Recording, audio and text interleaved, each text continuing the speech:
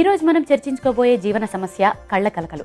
అసలు కళ్ళ కలకలు అంటే ఏమిటి, కళ్ళ కలకలు రావడానికి కారణాలు ఏమిటో వివరిస్తారండి? కళ్ళ కలక ప్రతివారు జీవితంలో ఎప్పుడో ఒకసారి ఎదుర్కొనే సమస్య. మన కళ్ళకు బూజు పట్టేసినట్టు, లేదంటే ఈ గీజు లాంటి పదార్థం అంతా పేరుకుపోయి కళ్ళు తెరవలేక మూతపడిపోతూ కళ్ళు ఎర్రబడిపోయి, అలాగే కళ్ళలో నొప్పి, మంట, ఇతర ఇబ్బందులు రావడమే ఈ యొక్క కళ్ళ కలక సమస్య. దీన్నే మెడ్రాస్ ఐ అని కూడా అంటుంటారు. ఇది కేవలం సూక్ష్మక్రిముల ద్వారా వ్యాపిస్తుంది. ఇవి ఎప్పుడైతే మన శరీరం మీద దాడి చేస్తాయో అలాంటప్పుడు మన శరీరం వాటిని నశింప చేయగలిగే శక్తిని సమకూర్చుకుంటుంది. ఎప్పుడైతే ఆ శక్తి సమకూర్చుకుంటుందో ఆ శక్తి మన శరీరంలో ఉండడం వల్ల మళ్ళీ ఇలాంటి సూక్ష్మక్రిములు ఏవైనా దాడి చేసినప్పుడు వాటిని వెంటనే చంపేస్తుంటుంది. దానివల్ల మళ్ళీ సమస్య రాకుండా ఉంటుంది. కళ్ళ కలక వచ్చినప్పుడు మాత్రం ముందు కొన్ని జాగ్రత్తలు తీసుకోవడం ద్వారా ఈ సమస్య తీవ్రతరం కాకుండా, అలాగే కంటికి సంబంధించిన సమస్యలు రాకుండా కాపాడుకోవచ్చు. ప్రతి అమావాస్యకు విరేచనానికి ఔషధం వేసుకొని విరేచనాలు అవుతున్నట్లయితే మన శరీరంలో ఉన్న మలిన పదార్థాలు కానీ, సూక్ష్మక్రిములు కానీ, ఏవైనా శరీరానికి హాని కలిగించే పదార్థాలు ఏమున్నా సరే అవన్నీ బయటకు వెళ్ళిపోతాయి. దానివల్ల శరీరంలో రోగనిరోధక వ్యవస్థ సక్రమంగా పనిచేసి ఇలాంటివి రాకుండా కాపాడుకోవచ్చు. అలాగే రాత్రిపూట పడుకునేటప్పుడు పాదాలకు తైలంతో మర్దన చేసుకుంటున్నట్లయితే ఈ కళ్ళకు సంబంధించిన సమస్యలు రావు అని ఆయుర్వేద శాస్త్రంలో తెలియజేశారు. ఇది చాలామంది పాటించడం లేదు.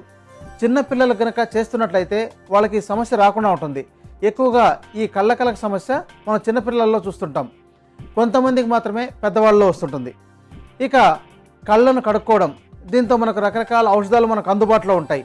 ముఖ్యంగా త్రిఫలాలు, ఉసిరి, కరక్కాయ, తానికాయ, వీటిని ఉడికించి ఆ నీటి ఆవిరిని పట్టడం కానీ, లేకపోతే ఆ నీళ్లతో కడుక్కుంటున్నట్లయితే కనీసం నెలలో 4-5 సార్లైనా ఇలా చేస్తున్నట్లయితే కంటికి సంబంధించిన సమస్యలు రాకుండా ఉంటుంది.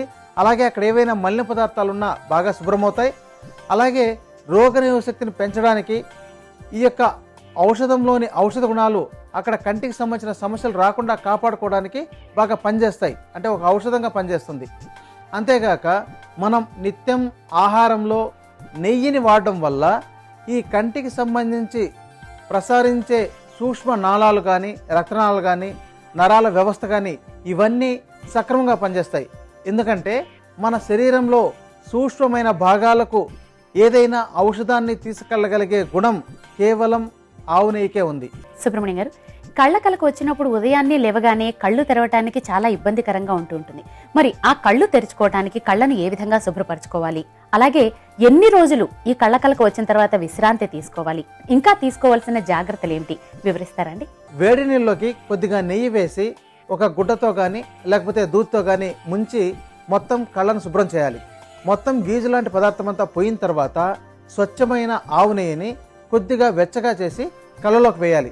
ఇలా వేసినట్లయితే ఆ కళ్ళ లోపల రాళ్ళులాగా ఇబ్బంది పెట్టే సమస్య మనకు తగ్గిపోతుంది.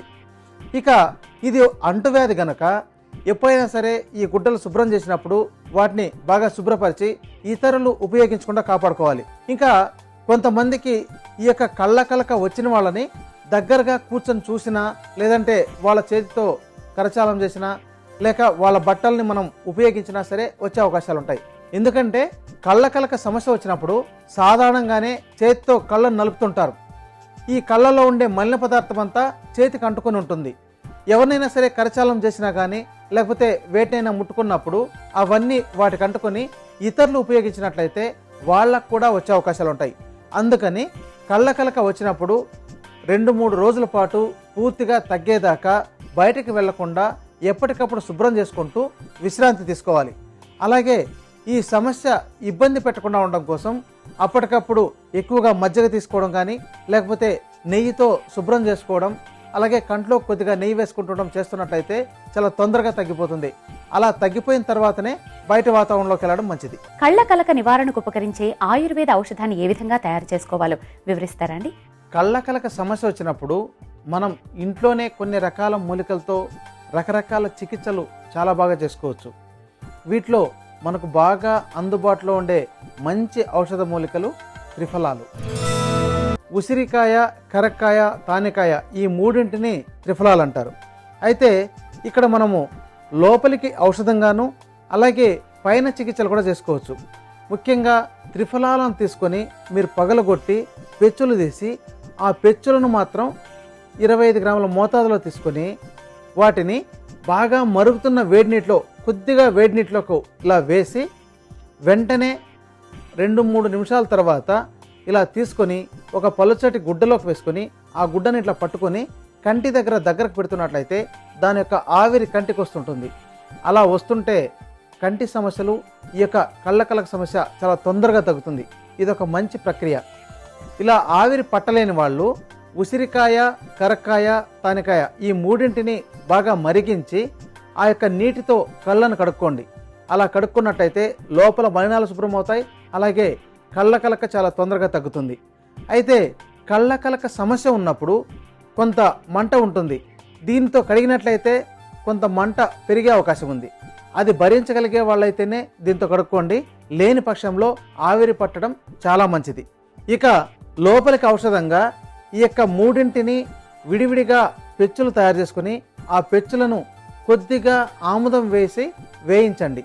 అలా వేయించిన తర్వాతనే ఉపయోగించుకోవాలి. ఆముదం వేయకపోయినా సరే సాధారణంగా కొంత వేయించి తర్వాత దీన్ని చూర్ణం చేసుకోవాలి. అలా తయారు చేసుకున్న చూర్ణం 50 గ్రాముల మోతాదులో తీసుకోవాలి.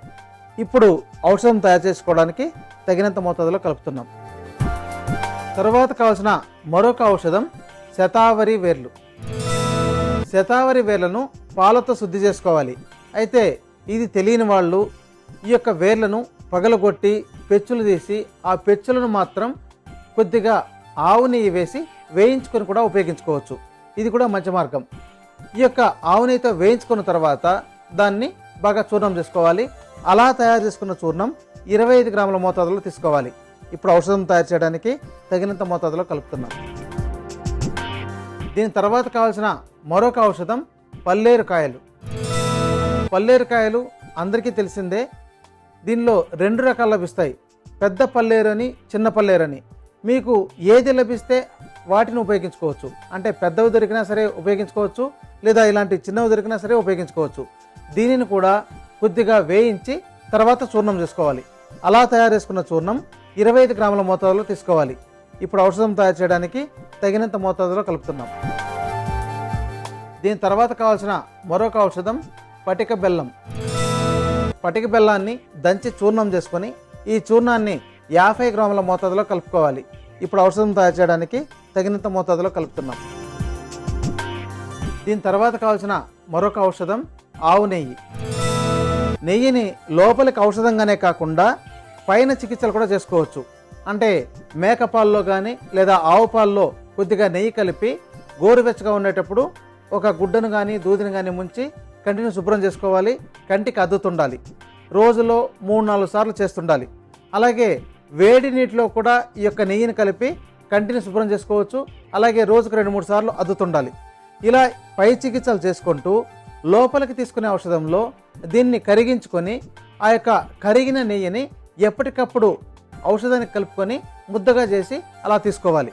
ఇప్పుడు ఈ యొక్క ఔషధానికి తగినంత మోతాదులో కలుపుతున్నాం. చూడండి, ఈ ఔషధాన్ని బాగా కలుపుకొని ముద్దలాగా తయారు చేసుకోవాలి. చూడండి, ఈ విధంగా ఔషధాన్ని బాగా కలుపుకొని ఉదయం, మధ్యాహ్నం, సాయంత్రం 3 పూటలు తీసుకోవాలి. పెద్దవాళ్ళైతే 1 స్పూను మోతాదులో తీసుకోవాలి. చిన్నపిల్లలకైతే 1/2 స్పూను మోతాదులో కలిపివ్వాలి. తినడానికి రుచికరంగా ఉంటుంది.